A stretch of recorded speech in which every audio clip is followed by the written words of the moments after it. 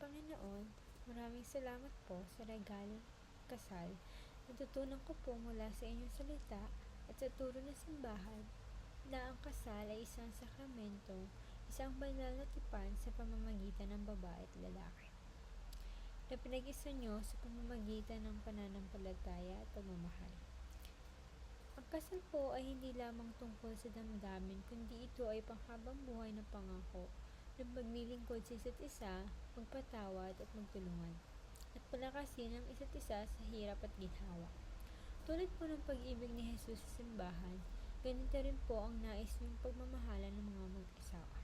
Salamat po sa kasal, natuto kami magmahal ng tapat at maging bukas sa pagtanggap ng buhay ng biyaya.